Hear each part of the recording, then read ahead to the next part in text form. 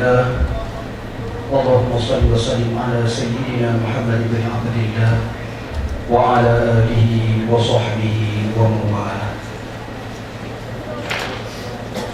Wa ta'ala, di mana atas izin Allah pada malam yang berbahagia ini kita telah dapat bertemu dalam sebuah majelis ilmu dengan tema implementasi nilai hikmah dan mau'izatul hasanah sebagai strategi dakwah dalam rangka memperkuat manhaj Ahlus Sunnah wal Jamaah yang akan diasuh oleh guru kita yang mulia yang hadir jauh-jauh dari Malaysia, Habib Ali Zainal Abidin Al-Hamid.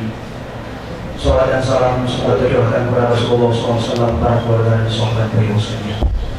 Baiklah, langsung saja kita persilahkan guru kita Habib untuk menyampaikan tausiahnya kepada kita semua. Alhamdulillah alladzi jama'ana wa iyyakum fi hamli amanatin kubra. Wassalamu ala sahibul amanah Sayyidina Muhammadin sallallahu alaihi wa ala alihi wa sahbihi wa sallam, khatimur rusul wal risalah, wa ala alihi wa sahbihi wa man walah, wa ba'du. Assalamualaikum warahmatullahi wabarakatuh. Terima kasih kepada pengurus majelis, kepada barisan para asatidzah, badan pengurusan, ma'had, hadirin yang dirahmati oleh Allah Subhanahu wa ta'ala. Ungkapan gembira jauh daripada lubuk hati saya ketika datang menziarahi tempat ini dengan melihat akan nilai adab dan juga akhlak yang terpancar melalui tempat sebelum melihat kepada wajah penduduk di madrasah ataupun di pondok ataupun di ma'had ini. Mulai pada perkenalan saya dengan saudara Zahrul dan juga al-akh Ustaz Ramadan,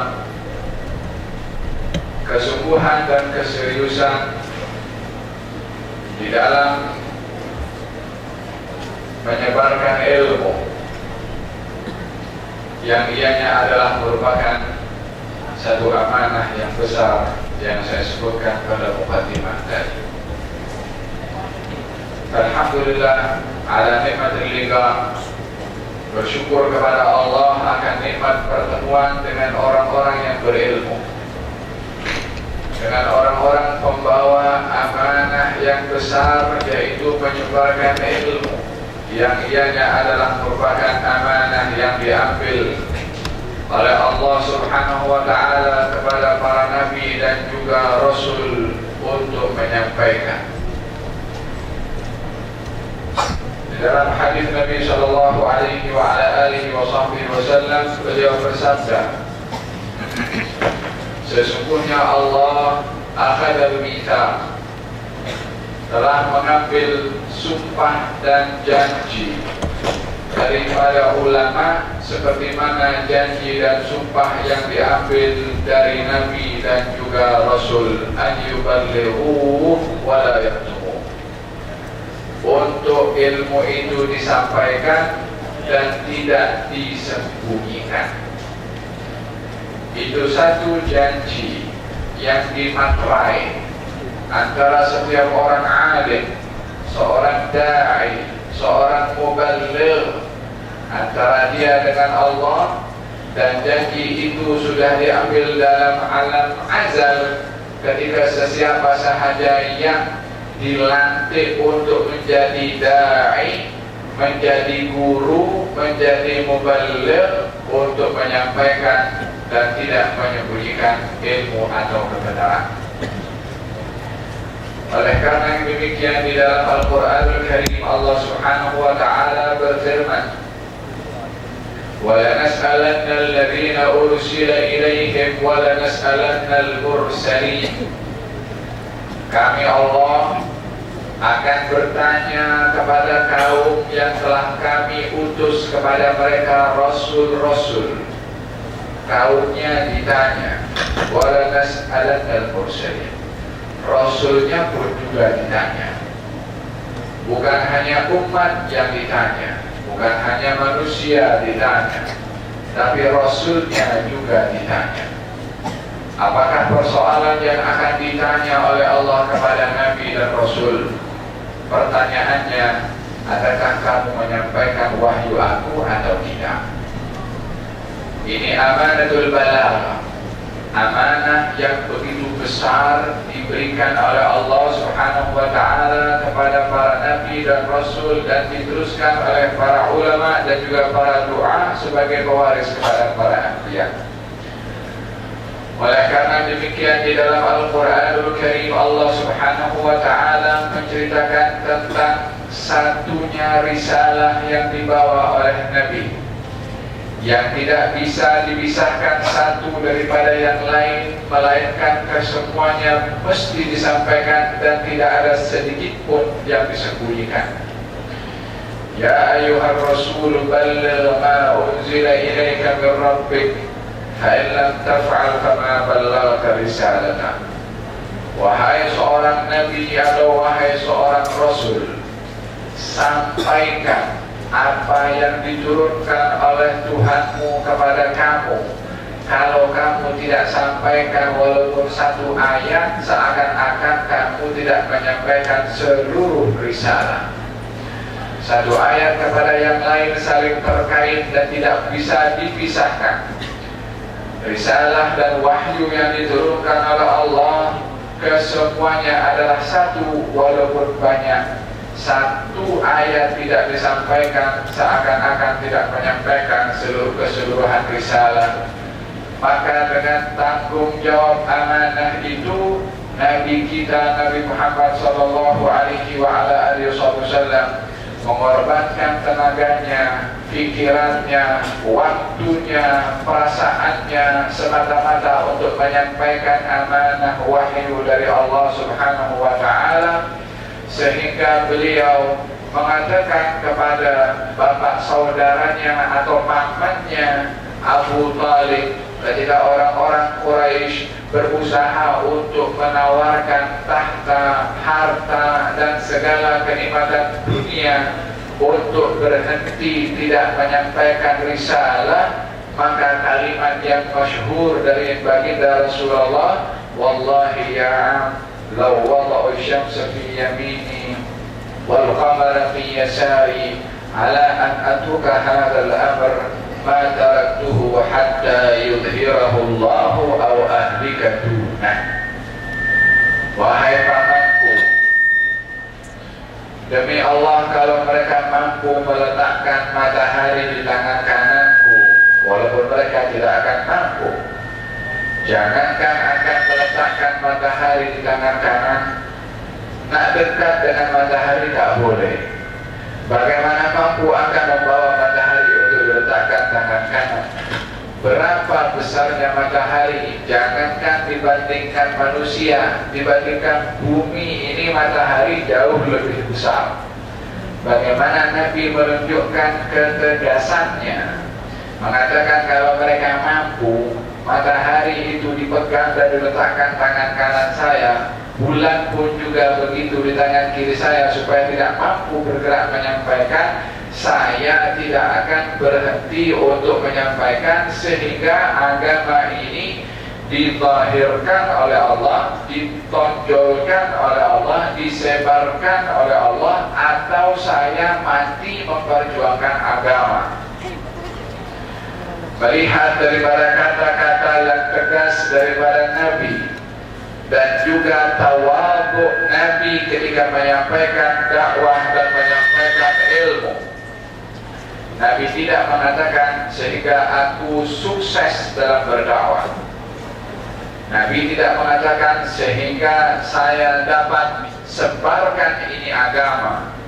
Tapi Nabi bersabda, sehingga Allah sebarkan ini agama, sehingga Allah beri kemenangan ini agama.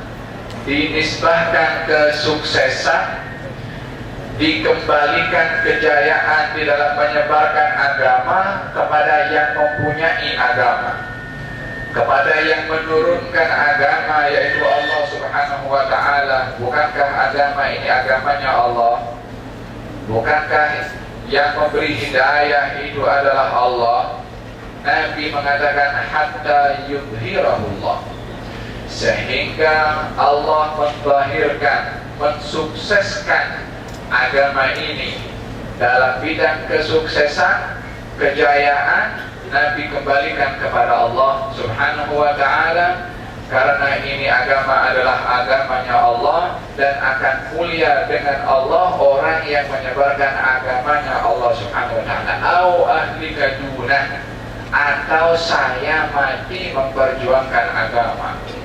Tidak mengatakan sehingga Allah matikan saya memperjuangkan agama, tetapi mengatakan sehingga saya mati.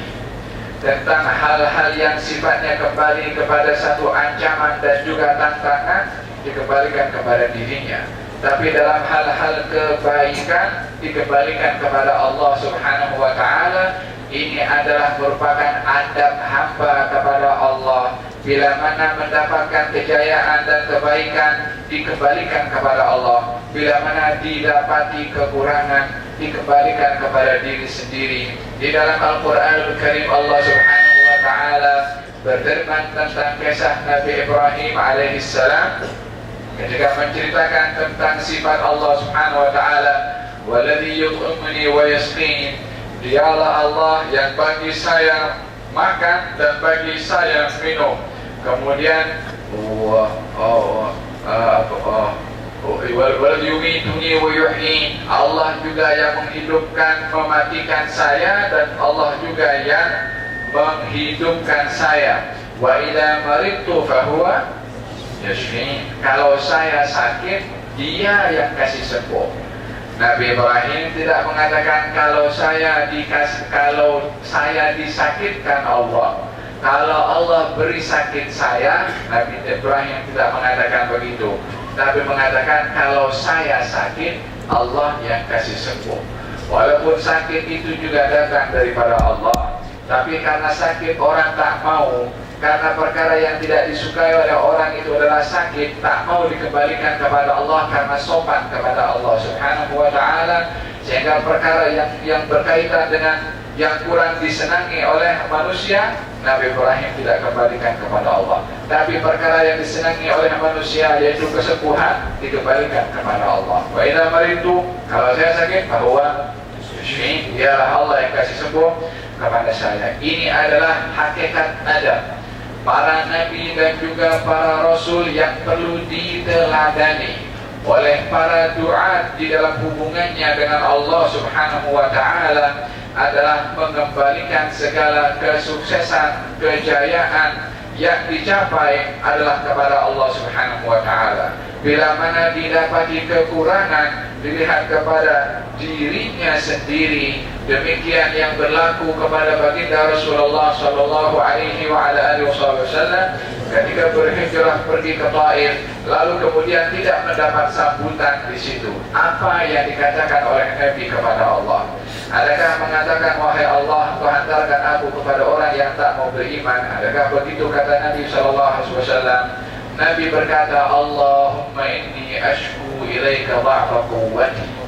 Wahai Allah, aku mengadu kepada Engkau akan kelemahan kekuatan aku, wa qillata hilati, dan sedikitnya upaya dan usaha aku.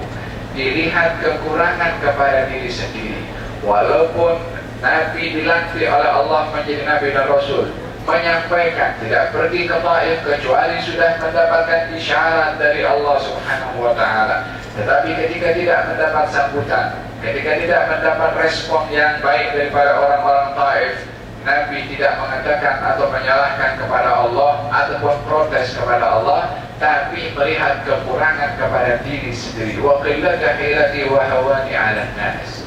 anta rabbul mustada'afin, engkau adalah Tuhan kepada orang-orang yang lemah. Wa anta rabbi, engkau adalah Tuhan aku ini lemah, engkau Tuhan aku, dan engkau Tuhan orang-orang lemah seperti aku. Dinisbahkan kekurangan kepada diri sendiri Nabi Muhammad SAW, walaupun beliau orang yang paling sempurna di antara seluruh makhluk Allah Subhanahu wa ta'ala. Tapi bahasa adab kepada Allah, kepada Rabbul Alamin, bahasa yang berbeza ditunjukkan oleh orang yang faham kedudukan Tuhannya dan faham kedudukan dirinya sebagai hamba kepada Tuhan yang Maha Agung dan Maha Mulia. Mana boleh diukur keagungan yang Maha Agung dengan manusia sebagai salah satu daripada ciptaan Allah Subhanahu wa ta'ala. Anta rabbul mustada'afin wa anta rabbi, engkau Tuhan kepada orang yang lemah, engkau adalah Tuhan kepada aku. Ila man takiluni, kepada siapa engkau akan serahkan aku? Ila aduwin yatajahamuni, kepada musuh yang akan memusuhi kepada aku, ataupun kepada siapa saja. In lam yakun bika ghadabun alayya fala ubali, selagi engkau tidak murka kepada aku, kata Nabi, aku tidak peduli orang mau maki aku, mau lempar aku, mau usir aku, mau caci aku, buat apa saja. Yang penting bagi aku, engkau wahai Allah tidak marah aku. Yang menjadi harapan, pikiran oleh Nabi adalah Nabi khawatir Allah marah kepadanya, sehingga dijadikan makhluk-makhluk ini yang memusir kepada Nabi sebagai tanda murka Allah. Itu yang Nabi risau. Mana Allah akan murka kepada makhluk yang amat disayang oleh Allah Subhanahu wa ta'ala. Tapi ini bahasa adab para anbiya, para rasul, dan sepatutnya juga para du'a, para muallim, para ustaz, para muballigh adalah sentiasa menundukkan di hadapan Allah yang Maha Agung dan melihat kepada kekurangan diri dan melihat kepada akan kesempurnaan Allah Subhanahu wa ta'ala.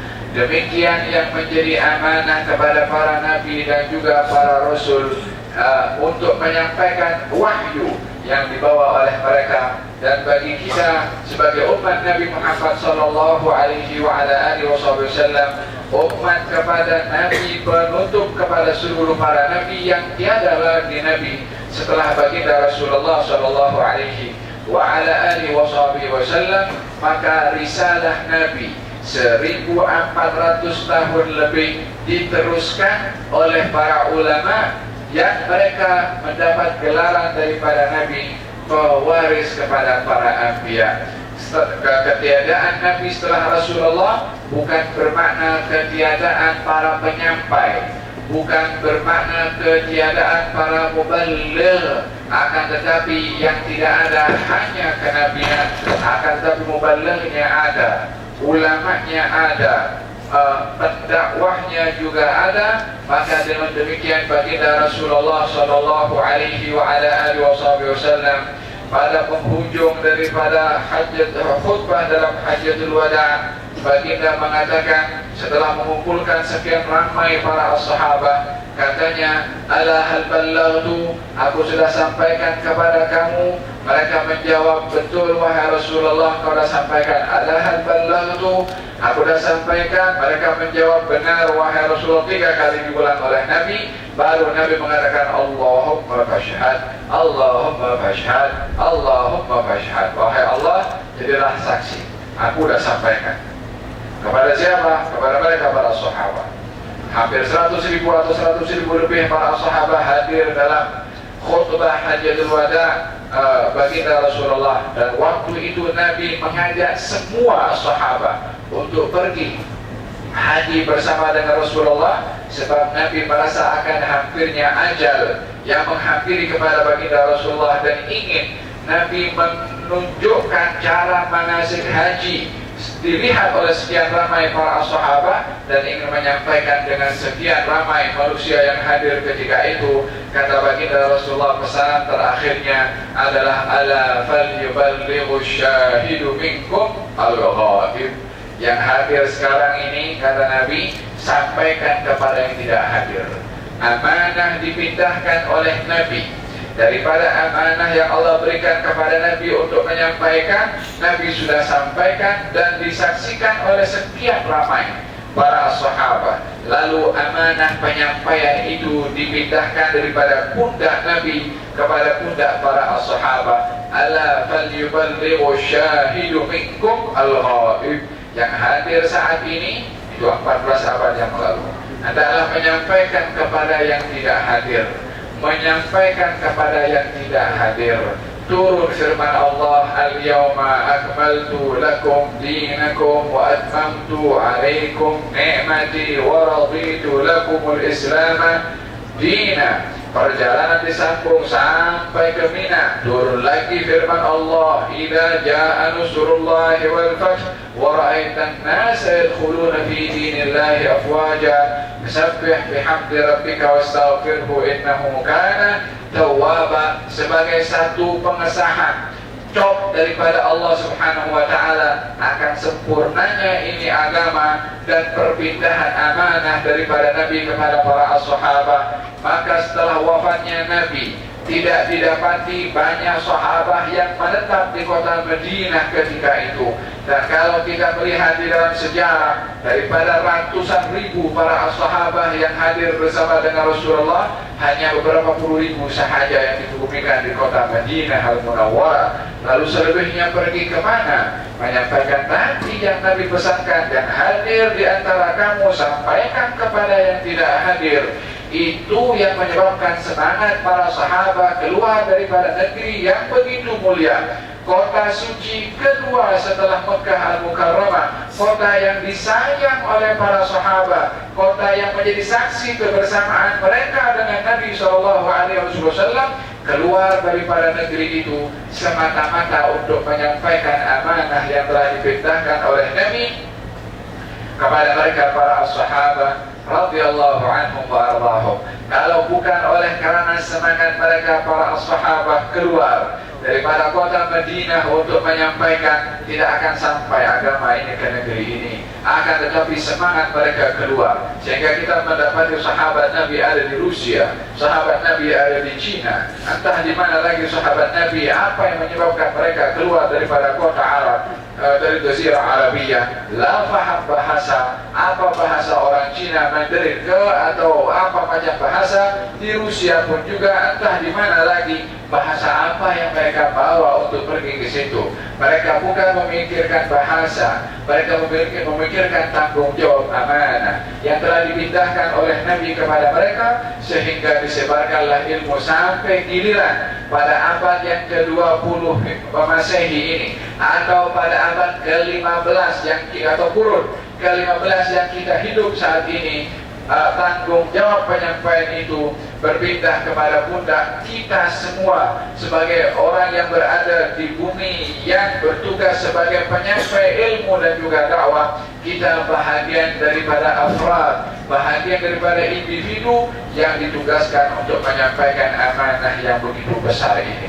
Inna aradna al-amanata 'ala as-samawati wal ardi wal jibal fa'abain أن يحملنها وأشفقن منها وحملها الإنسان إنه كان ظلوما جهولا. Kami Allah tawarkan amanah kepada langit, bumi dan gunung ganang. Fa'abaina, mereka enggan untuk mengambil amanah itu, tidak mahu menerima amanah. Kenapa mereka tidak mahu menerima amanah? Bukankah size atau ukuran langit itu lebih besar berbandingkan kepada bumi? Bukankah bumi lebih besar daripada gunung? Bukankah gunung lebih besar daripada manusia yang hanya berapa, tak sampai 2 meter pun tingginya? Kalau kena sakit perut pun sudah terbaring di atas kasur.